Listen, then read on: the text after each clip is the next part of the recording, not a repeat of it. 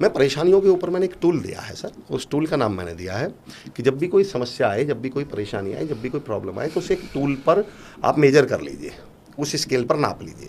उसका नाम है सर IRS। अब ये क्या है?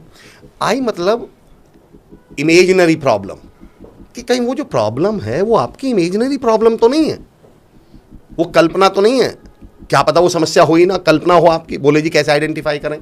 तो इसका बहुत सिंपल सॉल्यूशन देता हूं सर। जिस प्रॉब्लम को बोलते समय आपको लगता है या सोचता हूं शब्द का प्रयोग करना पड़े, समझ जाइए वो आपकी काल्पनिक समस्या है।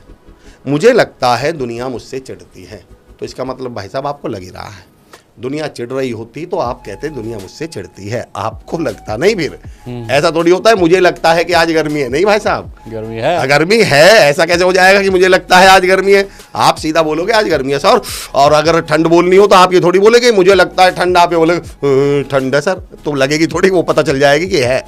तो पहले ही आइडेंटिफाई, मुझे लगता है मैं गलत जॉब में हूँ, अगर सच में गलत जॉब में होते तो आप चेंज कर चुके होते।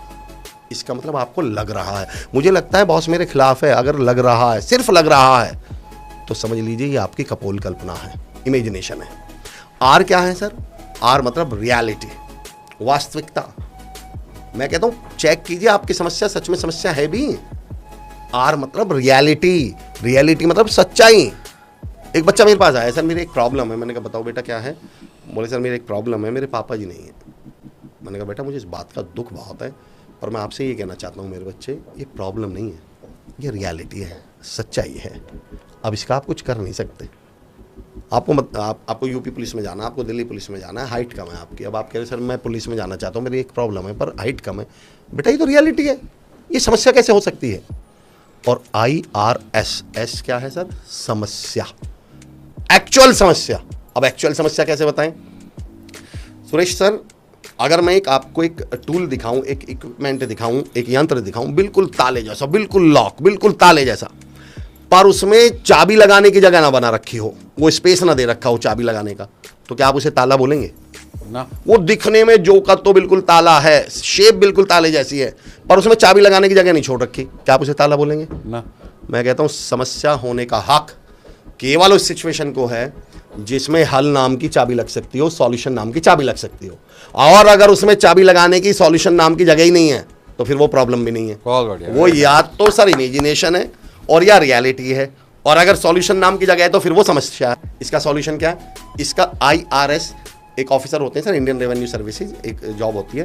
तो मैंने कहा यार छोटे ऑफिसर की समस्या का सॉल्यूशन किस पे मिलेगा? बड़े पे। तो मैंने सॉल्यूशन क्या दिया है? IAS। बोले जी मतलब आई के सामने आई, इमेजिनरी, पता करो इमेजिनरी समस्या क्या? Yes sir, ignore it, ignore करिए, इसका अलग और कोई रास्ता ही नहीं है।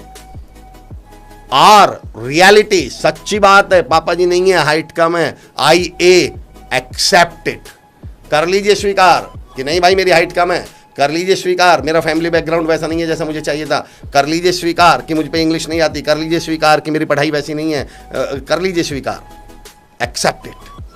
और अगर वो सच में समस्या है, समस्या है, IAS, सॉल्व इट।